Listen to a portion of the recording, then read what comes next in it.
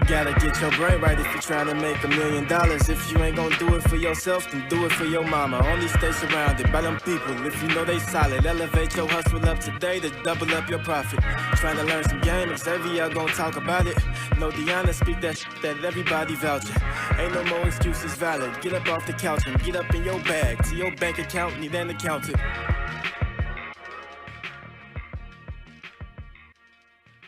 What's up? What's up? Welcome back to the greatest show on earth, the Millionaire Mindsets Podcast. I am your host, Xavier Miller, sitting here with the wonderful, the beautiful Deanna Kemp. D, what's good? What's up, Zay? How you feeling today? Hey, I'm feeling good. I'm feeling great. I'm feeling marvelous. And because today's going to be a very, very, very special episode. And before we start this episode, I would like to advise all you guys to please like, subscribe, leave a rate, and all that good stuff. Also, follow us on all social media platforms, Instagram, TikTok, Facebook, Twitter. I'm at Xavier C. Miller. D, what's your info? And you can find me on Instagram at Deanna Kent and Twitter, Deanna S. Kent. Yep. And before we start this episode, Deanna, she's going to go to our first sponsor real quick. Then we're going to go. Yes, sir. So you guys already know what time it is. It's time to get fit and get paid with the Lean in 6 Body Transformation Challenge brought to you by our friends over at Commando Athletics. You know, here at the Millionaire Mindsets Podcast, we are firm believers that health is wealth, and this is a perfect opportunity for you to make your health a priority. This 6-week challenge comes with easy-to-follow workouts and meal plans, so you'll see results in no time. Minimum equipment is needed for both the home and gym option, and all fitness levels are welcome to enter. And the best part about this challenge is that the top 5 performers will each earn $1,000 for having the best 6-week transformation. All you have to do is sign up, and show out.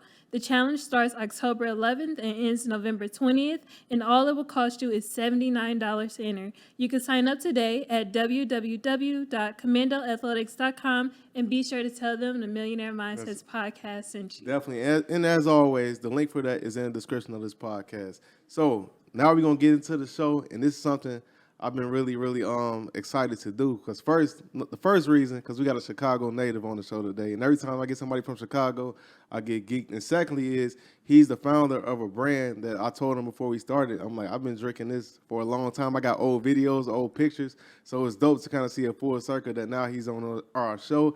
And his name is Berish. He's the CEO and founder of Lush Bel Air and the Sovereign brand. So welcome to the show, Brett. Like I said, we super, super, super excited to have you. Xavier, Deanna, thank you for having me on. I'm excited to be able to answer questions, talk about what I do, how much I love what I do, and there's nothing better than hearing that you've been consuming the brand for years. It never gets old, and it'll never get old. I love it.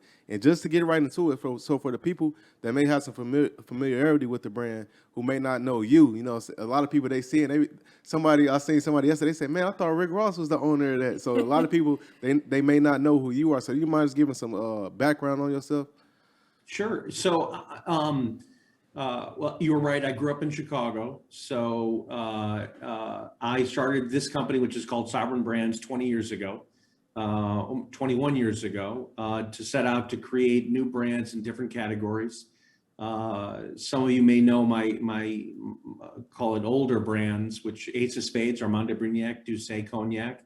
And my 4 current brands today are Bel Air, which is the #1 basically champagne in the United States. It's in 80 countries. It's amazing. Bamboo Rum, it's the #1 premium rum in the US. McQueen and the Violet Fog, my gin, produced in Brazil, a little town called Jundiaí. And then our latest brand is Vion, which competes in the cognac category, which is a killer new brand. But that's what I do, and the company is called Sovereign. Sovereign. That was one of my first questions. So I want to ask the name. What made you choose that name specifically? My mom, she told me, she showed me a little coffee cup, a little coffee tin full of coffee, and it said Simon Pure on it, Sovereign Simon Pure, and Simon was my mother's maiden name. And my grandfather started a company called Sovereign, and I didn't even know what the hell Sovereign meant, but it was perfect. Sovereign means to be on your own, to do your own thing, your own island. and it just fit. It's perfect. It's everything that we're about. It's doing kind of our own thing, our own way. We tend to have blinders on and just keep focused. Go ahead, D. I see you. Yeah, so I wanted to ask you, Brett.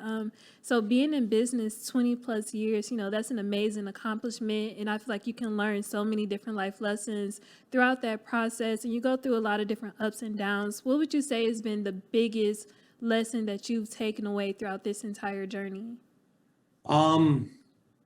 It's so interesting, Deanna. I think, and I like to think I'm still evolving. I just interviewed B. Simone, and she said the most important thing is to keep evolving, and I agree with her on that.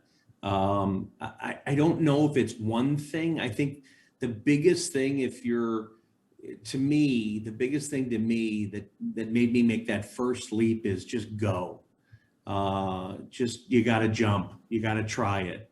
That's the hardest one for me. And the second one that I fully believe in is, if you're doing something on your own, you got to trust your instincts, and you can't listen to everybody. You can't ask everybody's opinion. It's just listen to yourself, trust what you want to do, because this is why you're in the game. I love that. And I was watching the interview you did, and you said how one of your brands, I think you said one of the first brands, 3 that you started, and you were saying the reason that it didn't end up how you wanted it is because you listened to everybody else instead of trusting your gut and your instincts. So I wanted to ask you, because sometimes listening to the market, it can be beneficial, but sometimes it can be you need to listen to yourself. So how do you know, as an entrepreneur, when to listen to yourself and trust your gut, and when to listen to what your consumers are saying? I use Bel Air, the brand behind you, the brand I'm holding. When I launched this, my industry said, you're nuts. You're launching a rosé first, and no one does that. You should be launching a Brut, because the Brut's the biggest in the category. You're putting in a black bottle. That's insane. Right. You can't see the liquid. Can't see it. You can't compete with brands like Moet and Veuve. Your price point won't work. And the younger Brett would have changed everything. I would have changed everything. But at some point, you just gotta realize, why am I doing this? It was these ideas that led me to where I want to go. You can listen, you can pull parts in, and maybe and constantly adapt. But that core thing that you're trying to do, the best way to say it, Xavier, is I took the view a long time ago, if anybody's going to fuck it up, I want it to be me. That's the mentality. I love it. That's it. That's it. Oh, man, I love it. Go ahead. It's definitely amazing. And something I want to hit on that you talked about was the bottle for Bel Air. And that's definitely something I've seen you talk about in other interviews, but it never really registered with me, because the bottle for Bel Air is very unique. It looks very well. It screams luxury. It screams everything the brand is about. Yep. So for that, can you talk about the importance of having very unique packaging for your beverage, or for any product in that matter? I think, well, Deanna, the first thing that's most important is taste. It's the product itself, whether it's makeup, whether it's food, whether it's something like Bel Air, Bamboo, our brands. If it doesn't taste good, you're never going to get them back to come back again. If it doesn't work right, they're never going to come back. That's critical. That's it. That's the end all. The second is packaging. To me, especially when it comes to a consumer brand, that is also so important, because I can't compete with the big giant companies. I can't spend as much as they do. I have to try to do little things that are going to last a long time. They're going to make a huge difference. And packaging does make a difference. My goal in everything is, if I can get people to notice me first, then they may try it. And that's a form of advertising.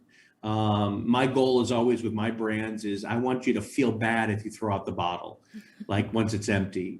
Have 2 bottles, one to open, one to leave in the back bar. But packaging can play a huge role, because it can create trial. And that's what I think our brands do, is they create an identity they create an identity that'll never go away. And that's so important. I think something, and I hope people that'll watch this really pay attention to something you said, because I think a lot of brands, they believe, like I talk to people all the time, business owners, and they think like attaching a certain influencer or celebrity onto their stuff will make it work. But what you just said, like at the end of the day, it's about the product.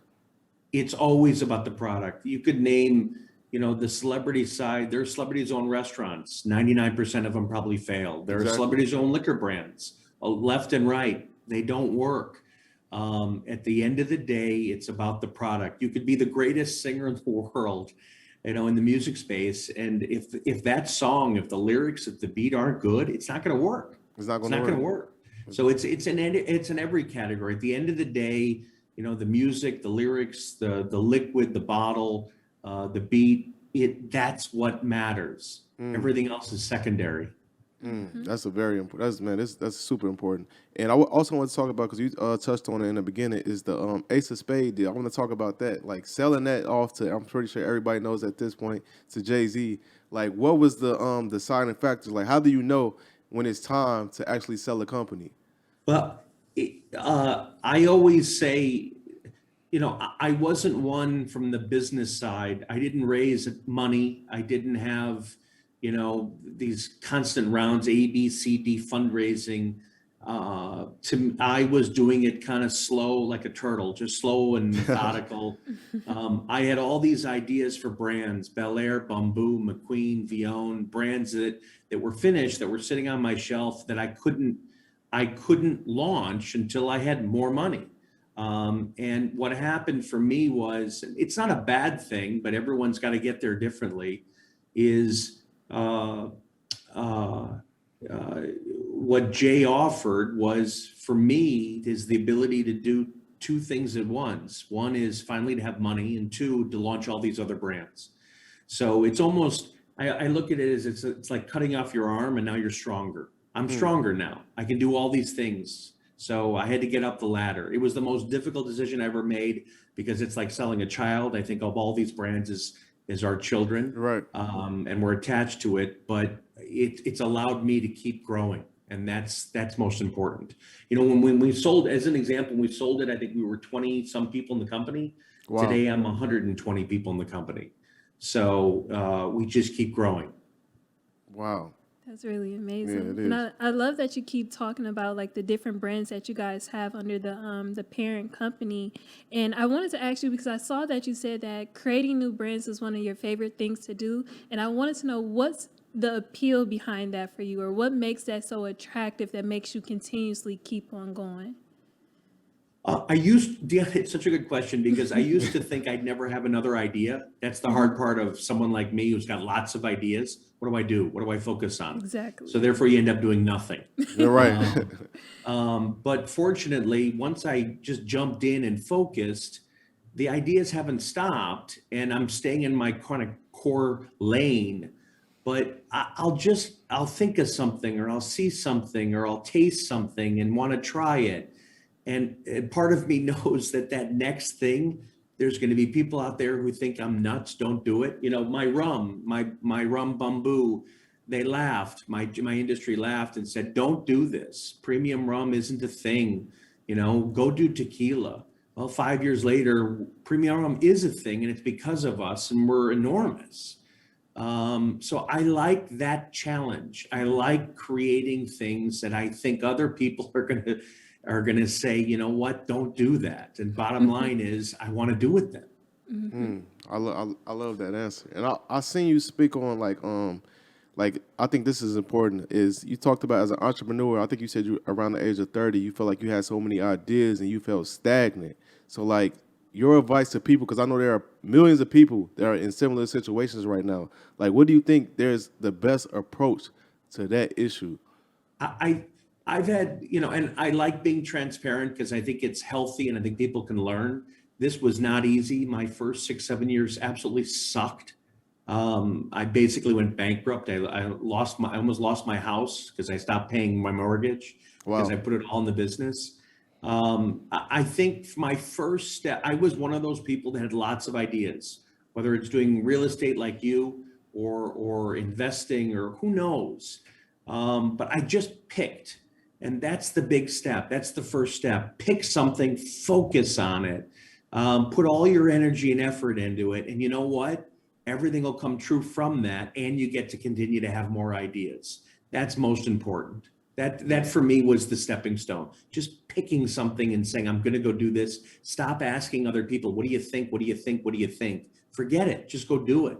Let's go do it. And on that note, I wanted to ask you a question in terms of finding inspiration, because of course we can have all these ideas, but they got to come from somewhere. And of course we have those moments where we just can't think of anything. So for you, what do you do, or how do you continuously find the inspiration for these ideas? God, I wish I could tell you, Deanna, there was a place to go. For me, I'll see something. I'll start drinking a category. For me, in my business, in my industry, I'll start drinking.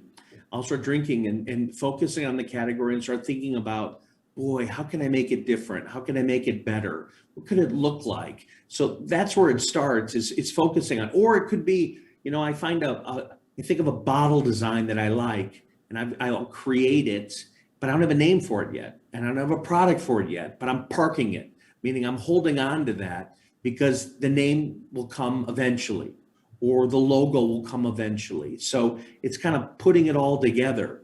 I think it's also, I like talking to people. I think I get ideas just by talking to people, because you used the word inspiration. Mm-hmm. I need inspiration. I need to be motivated. I need to get ideas and to think differently. And I get that when I talk to people. I'm not reading anything, but I'm definitely talking to a lot of people and listening, because you never know where it's going to come from. Mm-hmm. No, you really... I definitely like that answer, because I think, especially like with us, finding inspiration to continue with the podcast and do what we do, a big part of that comes from talking to people, but also consuming more knowledge. Exactly. And a lot of that plays a part in helping keeping your brain going. Yeah, and I think, Deanna, and this is, everyone's different, but sometimes by talking to people, there's something that someone says that all of a sudden you grab onto and you hold, and you use that to your advantage. I interviewed somebody in South Africa a week and a half or 2 weeks ago, and I asked him, what does self-made mean to him? And he said, I began to feel success when I was selfish. And I think it's really smart. I never thought of it that way. Be selfish. It's about you right now. Focus on what's best for you and not best for everybody else. That I held on to, and that's a new feeling for me, if that makes sense. No, it makes total sense, because I feel like, I don't know how to say this. I feel like once we started being selfish about what we wanted, that's when we started to see a lot of growth for what we are doing. So I agree with that wholeheartedly. And I want to ask you about longevity, because like you said, you've been doing this for 21 years. And I feel like I love talking to people about this topic, because this podcast is something me and Deanna started. It'll be 3 years at the end of the year. We started this from our living room couch, just off the phone, and we built it to one of the biggest platforms in the country, a top 40 business podcast in America, just from starting. But it's like I said, it's almost 3 years. But this is something we want to do for the brand to grow and grow for 10, 20 years. And that's something you've done. So I want to ask you, like, what is the secret or the key to having that longevity with your brand? I think there's two answers. One, I'm going to steal from somebody I talked to. My first answer is, once I realized, Xavier, that it's not about money. I love that. If it's not about money and you're just happy with what you're doing, money will come. Yep. It's going to happen. Yep. If it's about money, you're chasing something, and you're not doing it the right way. And there's real truth to that.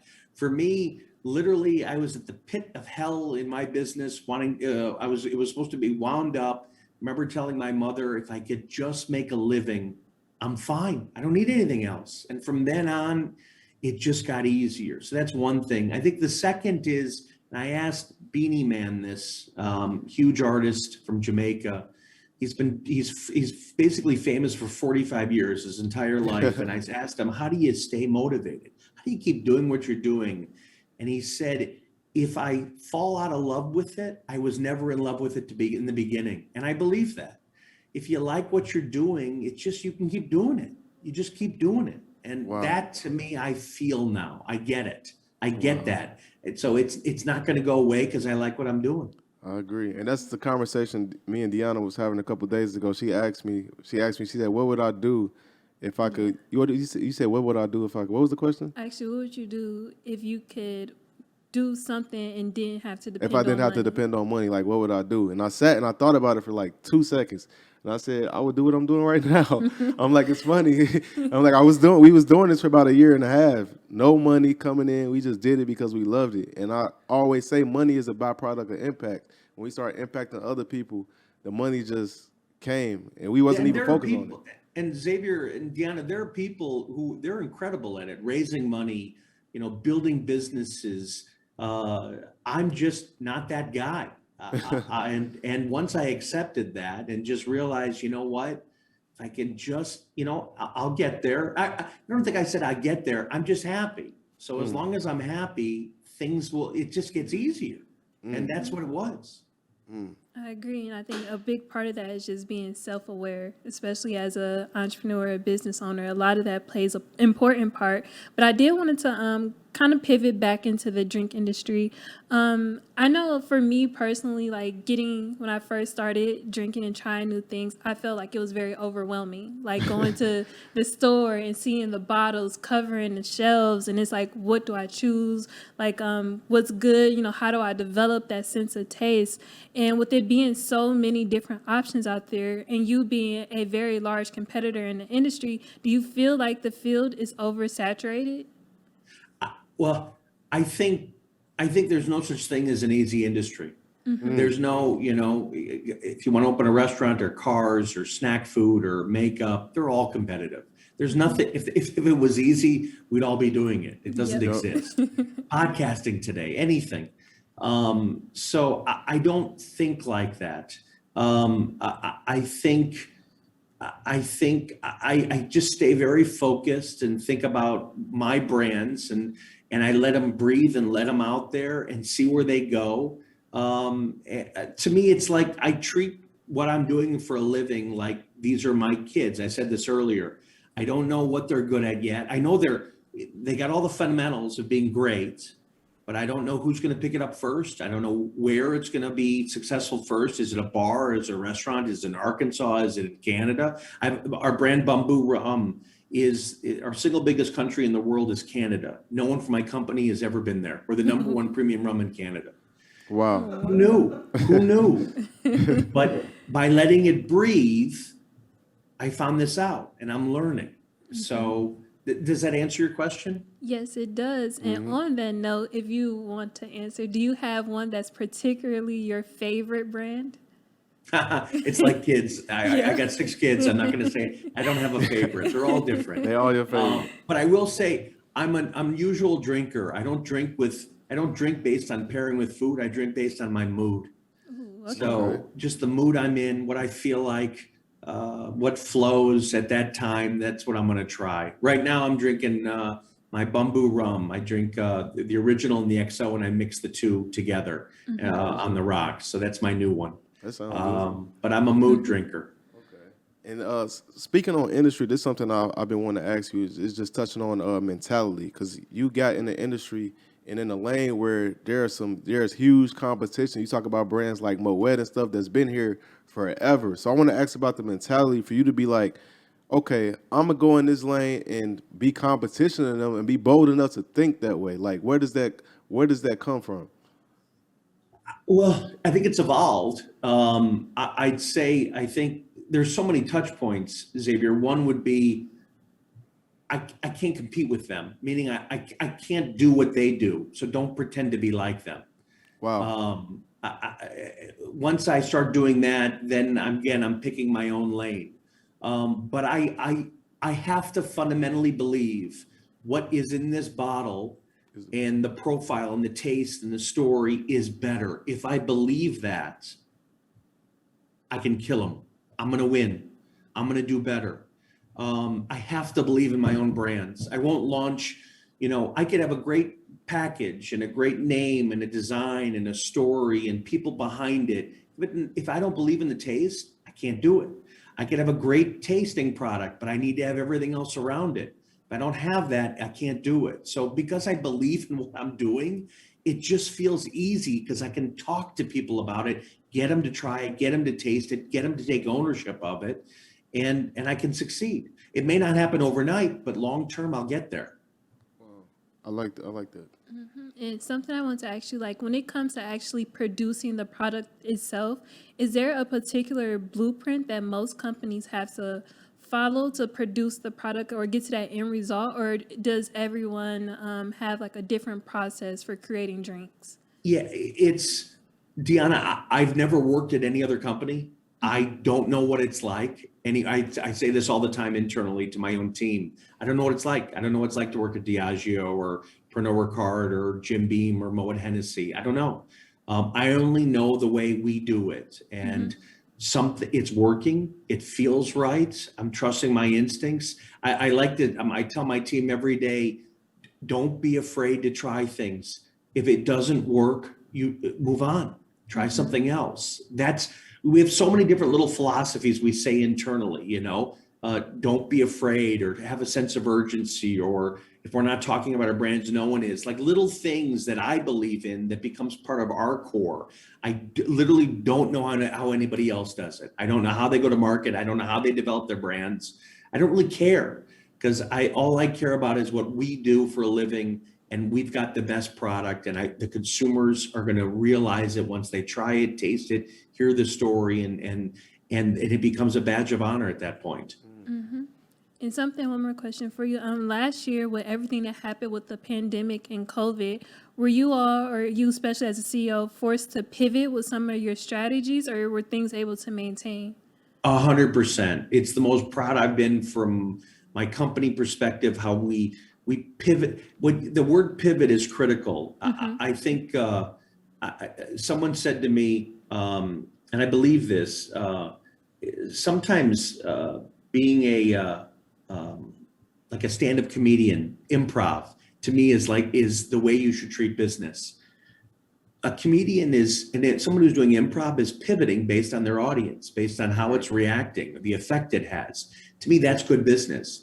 You're constantly pivoting based on the reaction. So when COVID happened, we pivoted overnight. It was all about, okay, how do we help our retailers? How do we start supporting our retailers from direct delivery to curbside pickup to most of our retailers and accounts didn't have websites? How do we start promoting on social media so people go to their stores? How do we get all our celebrity ambassadors to start promoting their stores?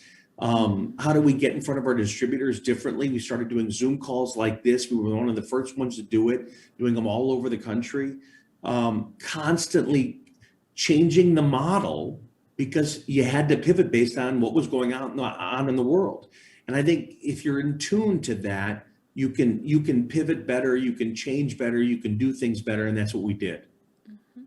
So I want to touch on like goals for a second, just for inspiration for the people that's listening, because this is something that I get asked a lot. People always say, like, how do you like accomplish your goals? Because a lot of people don't know how to get from point A to Z. And I know me personally, it's like we all have these ideas, a million ideas, but me personally, what I do, I have an idea, I write it down, then I strategize around it, I make a goal for it, and I set a date for that goal, and that's pretty much how I remain focused and able to accomplish my goals. So from your how you do it, how is it something similar, or is it a different process for how you get from A to Z? I think over the past 20 years, Xavier, it's changed, what the goals are. In the beginning it was, in the beginning it was just, the biggest goal at some point 6 years in was, Jesus, just survive, right? Just being able to survive. And then it was, if I can get my brand a certain volume in 1 state and 2 states and 10 states. When I launched Bel Air and our distributor said, you won't sell more than 500 cases. Okay, I'm going to sell more than 500 cases. We sold in New York, I remember, 10,000 cases the first year. We crushed it. So the goals keep changing as I grow, as the company grows, as our team grows. But there's fundamental things that are still the same, which is we're going to sell our brand first. We're going to sell it. We're going to hand sell it. We're going to keep it to the consumer. It's make money. If I'm making money, then I can live to fight another day. Exactly. It's simple. It's really simple. So it's small goals, as long, if another goal would be, I can't put pressure on my brands. If I don't have buzz happening, don't force it. I can't force it. I can't make a brand successful if people aren't talking about it or writing about it. But if something good happens, okay, step on the gas. Right. If someone's writing about it, someone's talking about it, if I'm on a podcast with Xavier and Deanna, okay, I got to put more pressure on it because there's more momentum behind it. So to me, it's all about managing the situation you're in to hit the goals you want to achieve. I like that answer. And how vital is storytelling in this whole process when you're building the brand? It's critical. For me, it's critical because, as I said, I have to believe in this. So if we're telling stories and they're real stories and they're authentic, then it's believable. If it's just, hey, I had an idea. This isn't, Rick Ross didn't jump on and now all of a sudden we have a successful brand. Bel Air was out for 2 years. I met Rick, because of the brand. We started having conversations. We found we could do things together. That's authentic. I use the term, we're organic brand builders. Organic brand builders is, we're basically, mutating and based on the people we touch and who can we work with, who do we get and understand. It's not a transaction that's taking place. It's very organic and friendships are built this way. I believe in these things. And speaking of brands and collaboration and partnerships, which we all know is extremely important for business, how do you decide if someone is a good partner, a good collaborator for your brand? It's such a funny question because I'm going to give my answer. I'm not smart enough to know who's going to be successful. I'm not. I'm not. And that's where, meaning I can't tell you, who's going to, if someone picks up the bottle, it's going to work. Who knows? And that part of that's from experience, but I do know I enjoy it much more if I know the person, if I have a relationship with them. If it's, as I said, it's not a transaction. They're mentally in the game with the brand. If I meet them, there are people. I did an interview with. I don't know if you know who Pretty V is. She's a comedian, right? Correct. Yeah. I did an interview with her. I loved her. She got me. I got her. She understood what we're doing, what we're about. I want to work with her. This is great. I interviewed another kid named Flawless. He's out of Georgia, a hip hop artist. Never talked to him before, never heard of him before. I love the kid. He gets it. He loves our rum. Let's work together. Let's try something. So to me, that's all organic. It's organic. Ayo and Teo, these two brothers artists who are just huge. They got that song Rolly. I know it. I know it. We're doing something together with Bel Air. But I met them through happenstance and talking and getting to know each other. I support these guys. So I don't know if it's going to work, but I want to enjoy the process because I think it's got a better chance of working if everyone's in it. And exactly. you're at least, you feel like you're part of something. It's not here's the transaction. Let's go see if this works. I love it. I love it. Yep. Something I wanted to touch on with you, Brett, is that I love, my favorite part about this conversation is I love hearing how hands-on you are with everything that goes on in the company from all the different topics we touched on. You're very aware, everything that's going on and everything that's moving. And I know a lot of the entrepreneurs, especially who are still at the ground level, they dream of being CEOs of companies of this magnitude. So what advice would you give them once they actually get to this point, how to manage and maintain? Deanna, it's a good question. I think, again, using my analogy of treating brands and business like children, at some point, my daughter, I have a daughter who's 22. I have a son who's 7. I have to help my son get there. I have to help my 2-year-old walk. I have to help them eat. My son who's 7, he reads on his own now. He writes on his own. So it's almost you're putting them out in the world, and you got to stay. As they grow up, get older, you kind of take your hands off and let them grow. So Bel Air is an example. Boy, that's getting to be a big brand. I can't be as hands-on anymore, but it's grown up and it's on its own. But a brand like Bamboo, I need to be even more focused on. Brand like McQueen, who's even younger, I got to be more focused on. So it's kind of, you got to treat them differently. And that's how we grow and how we manage. Some need a little more help. Some need a little less based on their life cycle or how they're improving or how they're having success. But I don't know what I have until I put it out there. For the brands such as Bel Air that have matured, was it difficult for you to let go of that control and trust like your baby in the hands of other people? It's the hardest thing in the world in having a company or in growing anything is managing. And I tell, our marketing people all the time, I'll tell my CFO, I'll tell my brother, let go. You hired people below you for a reason. I know I can do everything better. I can do it faster. I can make I guarantee you it's going to be more right than anybody else, but I can't grow that way. You got to pass that stuff off and give ownership to the next person in line to manage it, to run with it, to make mistakes, allow them to make mistakes and improve. Managing is so hard, but it's the only way you can grow is by letting go and giving people autonomy to do their thing. Yeah, I agree with that. Me and Deanna, we both prior military, and something being in the military taught us is delegation. They installed that in us. You have to delegate things if you want to get it done at scale. You have to, but you can still, it's almost like I'm overly anal. I want to be CC'd on all emails. Wow. With our marketing team. It's not that I'm trying to interfere, but make me aware because I may have an idea or I may push back on a different concept or something new, and I want to fight it out. I don't want anybody to cave, but I want to fight it out because maybe there's a better way, maybe there's a different way, maybe I'm wrong. That's fine too. Yeah, I like it. And I know you have the self-made series, so I wanted to ask you, from your opinion, what is self-made to you? I'm still learning. I'm still learning what that is. I think it's different pieces. I think it's the questions you asked.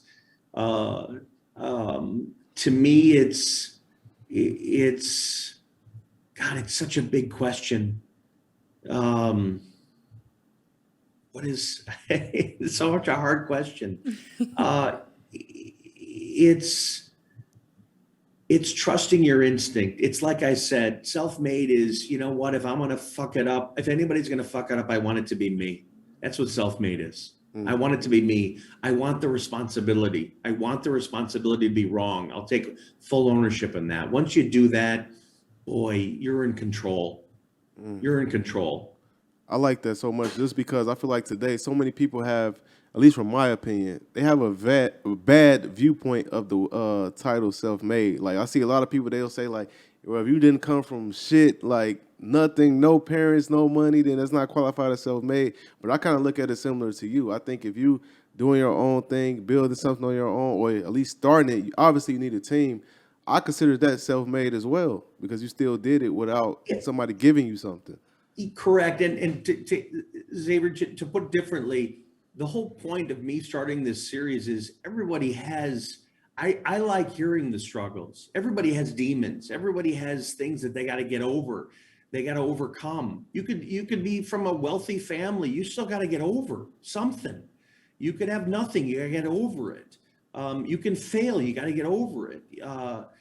To me, the reason I did it is one, our brands mean something. People are holding them.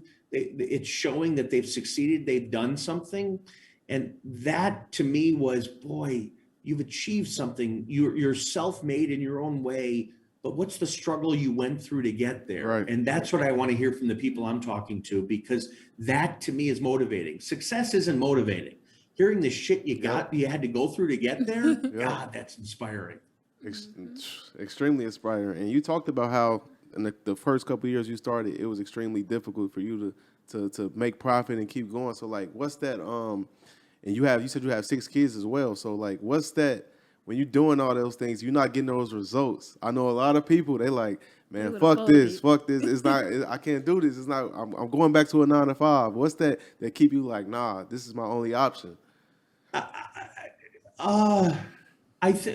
I said, I think, I was the kid, or not kid, I was 31 years old who put on a piece of paper, if I can do, in 5 years, if I can get 2% of the category in the industry, and you put a multiple on that based on public companies, and it's worth $500 million, and I'm going to sell it, that was me. That was me. And that's just, maybe it's the right way to do it for some people. I screwed it up. That's wrong, because I can't force it. I don't know how to make that happen. And I think over that 6-year period, call it from, changing everything when someone in my trade or industry told me, you should change the price or do this or do that with that first brand. I did it. I listened. But it was overcoming that. It was realizing the money doesn't matter. It was realizing, as Rhapsody told me, if I just had enough money to get to the studio, I'm happy. That's that moment where it's like, I don't need anything. That's where that's what you overcome. Or I remember, going to the bank, and we finally started having sales. And this was with my second brand, Ace of Spades. And the teller never looked up at me, never once. And I don't know, I probably cashed $600,000 in sales, and she still didn't look up. And that drove me. Come on, I want to achieve. I want more. Like, I don't know, those days, those were great. Or I remember buying we pretended my office was my apartment. My apartment was actually my office. And we used to pretend that it was actually our office. And at one point, my one employee is like, Brett, we need air conditioning. We need air conditioning. And this was in New York. And I finally splurged on $1,500 for 2 different air conditioners, front and the back. Like, that was a great day. Like, I remember that. But those are the moments you appreciate. Yeah, that's true. I wanted to actually, I know it's something we talked about in one of our previous episodes. A lot of entrepreneurs struggle with feeling satisfied. Once they hit one goal, it's like it's not enough. They want to keep going. They just want to continuously keep pushing and striving to hit other goals. Have you had a moment where you felt satisfied, or is the hunger still there like it was in the beginning? It's Deanna, I kept thinking it would go away every time. It never goes away. I don't know what it is. It never goes. I think it would only go away if I ran out of ideas, if that makes sense. Mm-hmm. But I've got 6 brands we're working on that'll come out, and will there be a 7th after? Forget the 4 that exist. I'm talking 6 new ones. Oh. There could be. I just haven't thought of it yet. But if I do, I want to keep going. I want to keep going. It's fun. I enjoy this. Yeah. If maybe there's a cannabis something I want to do. Maybe there's a food product I want to do. If I have an idea, I'm still that little kid I got an idea. At least now, though, I'm gonna fucking go do it. Mm-hmm. Wow. That's what it's all about. Because that's very true. It never, like, if somebody would have told us when we started this that we could have been the top 200 podcast, I would have been like, I'm done. And then when that happened, it was like, wait, we got to hit 100. Then it went 100. I could have been like, oh, I'm done. Then it was like, no, we got to hit 50. So you're right. I think even when we hit number 1, because I know what'll happen. When it happens, I think it'll be like, we need to do something else now. And this is going to be a never-ending journey. But what most likely will happen is have another idea, another segment, or something different you want to do, but it's all related to it because you learn from it. Yep. That's the beauty. And I think that's the mistake a lot of people make, is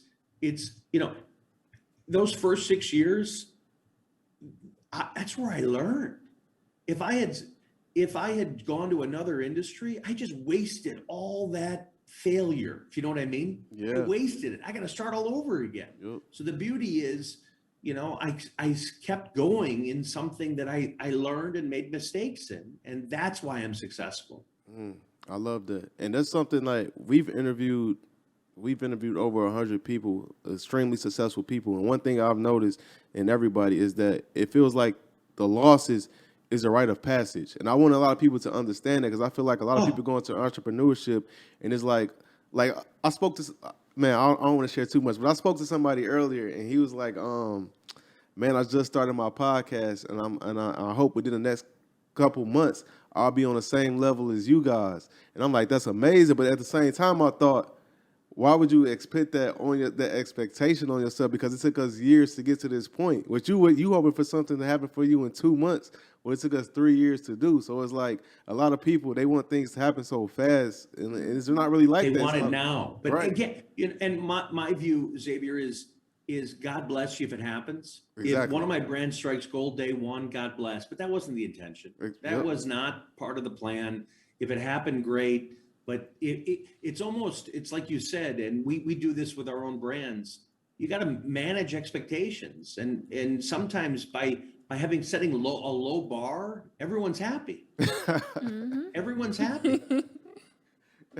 That's hilarious. Now, That's the best way to do it. He said set a low bar, everybody's happy, because when you gotta have a low bar, it's like, well, you can achieve anything, and it's like, Correct. oh, okay, dang, we doing something, we moving, it's progress, we progressing, which is important. 100%, 100%. As long as you keep moving forward, you're making progress. But I think the mistake side, and just to hone in on that, I think, I told my team this earlier in the week, you can justify anything. You can justify everything you possibly do in life, that this was the right decision. That's not good. The key is kind of analyze it. Was it from a business perspective? That's what I'm referring to. You got to rip it apart and say, you know what, this was not a good idea. I shouldn't have done this, and I won't do it again, or I got to change this. That's how you grow. Don't justify it. Really peel it apart and see what did it work? Did it really work? Should I have interviewed this person? Should I have not interviewed this person? Should I have asked this question this way? Is there a better way to ask it? You can't just walk away and say, that was just fantastic. I should just do the same thing over and over. That's not growing. Agree 100%. And I know with all this talk about success, I do want to ask you, have there ever been any brands that you've created where it was at a point where it's like, I have to walk away. It's not working. It's not popping off. And it's time to pull the plug on this particular thing.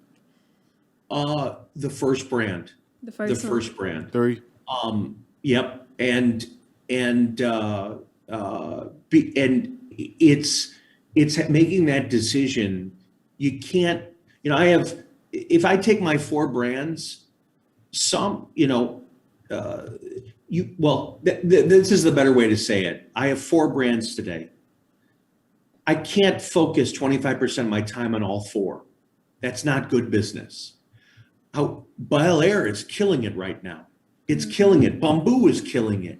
So what I recognize is, you know what? I should put more emphasis on those 2, and the other 2 will gain long-term because of the success of the first 2, if that makes sense. Right. So you can't always prioritize everything as being important, because then you're doing yourself and everybody else a disservice. Go with what works, and you can backfill later everything else. I like that. And one of my final questions I have for you is, what's next for Sovereign Brands? Next, keep growing. We're in 80 countries with Bel Air, 60 countries with Bamboo, 30 countries with McQueen, Vion just in the US. I want them all over the world. We launched 3 new brands this year: Bel Air Blue, which is the new one. I've been trying to get a hold of it. Isn't it pretty? Yeah, it's beautiful. It's beautiful. Bamboo Cream, which is this one, which is on fire. It's a cream-based rum. It's amazing.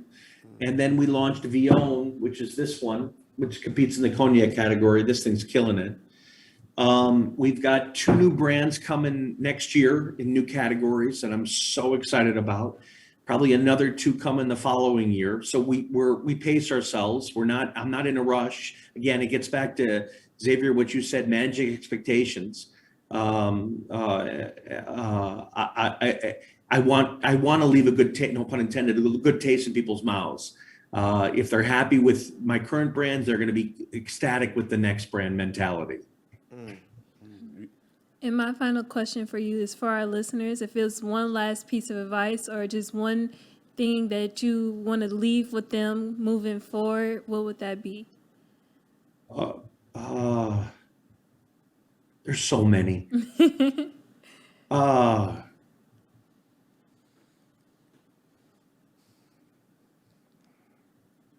think for anybody, like I said, I think for anybody who doesn't know where to start, just pick something and go forward. You got to get off. Again, I was that person who would constantly, Xavier, what do you think of this idea? What do you think of this? Deanna, what do you think of this idea? Mm-hmm. And then it becomes, you never do anything. Just pick something, focus on it, and you're going to get good at it as long as you keep pivoting and learning about it. What do you think stops people from like going all into something, just hopping one thing to one thing to one thing? It's fear. It can be fear. I'm fortunate. I launched the company with my brother. That was the best thing that ever happened. Having a partner, having someone you can confide in, having someone you can talk to, having someone you can trust. I remember my first thing I ever wanted to do. A friend of mine and I were going to do it together. He backed out and I was afraid. I couldn't do it. I didn't think I could do it by myself. So sometimes having somebody else with you, sometimes taking that leap, it's a hard thing to do. It's not easy. But sometimes cutting the cord, just, you got to cut the cord and move on. It's not easy. It's not easy. And it gets back to, once you do it, then you got into it for a reason. Trust your instincts. Wow. Listen, but trust your instincts. Adapt, trust your instincts. I have one more question. Because it's something me and Xavier have been talking about. And we've been reaching a lot of growth with the podcast, but I feel like one of the mental barriers I've been struggling with is reaching a certain level of success and now continuing to make. I would say, I guess, that fear of not being able to meet expectations. Is that something you've ever struggled with, or is there any advice you would give on like dealing with that? Meeting expectations. Like the consumers, the audience. Mm-hmm. After reaching a certain level of success. I think if you're honest, I think if you can walk away and feel good about what you've done and feel like you've connected with the other person, again, it gets back to it. Sometimes it's not about the audience. It's about, do you feel good about what you're doing? Mm-hmm. Do you feel like what you're doing, I was at a grocery store shopping for my mom during COVID and wearing a mask and looking for sardines. My mom loves sardines. And I was wearing a bamboo mask, and a woman said, "Oh my gosh, you like bamboo? I love bamboo." And I was all caught off guard. And I said, "Yeah, I love bamboo." And she said, "I don't like the XO, but I really love the original." And I didn't even know what to say, but it was the single greatest feeling. Someone coming up to me, telling me they have no idea who I am, that they love this brand. Mm-hmm. They didn't have to do that. Yep. That is amazing feeling. So, getting back to it, it's like it's the little things that add up to something huge, and that's what matters. That's what feels good. Thank you. Yeah, I love that answer. And before we let you go, Brett, I just want to say we really appreciate you taking the time to come on. But do you mind plugging all your stuff so our listeners can follow you or buy Bel Air, the best champagne? Go get that, everything. Love to. So Bel Air, our little baby. Check us out at you can check out any of the websites. So LukeBelair.com or SovereignBrands.com, or go to our Instagram at Official Bel Air. Bamboo rum, our rum, which is the #1 premium rum in the world. Love it. Check out Bamboo rum. Check out our Instagram, Original Bamboo. McQueen and the Violet Fog. Where are you, McQueen? This little baby, Wiz Khalifa's favorite. It's the greatest gin in the world. Check us out on Instagram. You can follow us there. And then the newest one, our newest little baby, our youngest, Vion, which is just drink it straight, drink it on the rocks. It's drink it with Coke. It's amazing. But on social media, you could on Instagram, on our websites by the name, just check us out. And feel free to reach out to me. Questions, ideas, you can go to Brett Berish, CEO at Instagram, my Instagram or my website. But we're bottom-up brand builders, so we get all our best ideas by talking to people. Oh, I love it. I love it. Like you said, y'all, the best champagne. I've been drinking this forever. So, hey, if y'all never had it, trust me when I tell y'all, Millionaire Mindsets, we stamping it right here. So just so y'all know. And you guys can also follow me on all platforms at Xavier C. Miller. Follow the Millionaire Mindsets podcast on all platforms as well. And D, what's your information? And you can follow me on Instagram at Deanna Kent and Twitter, Deanna S. Kent. And that is all we have for you guys on this episode of Millionaire Mindsets podcast. Appreciate y'all tuning in. See you guys next episode. Peace. Thank you, Brent. Get your brain right if you're trying to make $1 million. If you ain't gonna do it for yourself, then do it for your mama. Only stay surrounded by them people if you know they solid. Elevate your hustle up today to double up your profit. Trying to learn some game, Xavier gonna talk about it. No, Deanna speak that shit that everybody vouching. Ain't no more excuses valid. Get up off the couch and get up in your bag. To your bank account, need an accountant.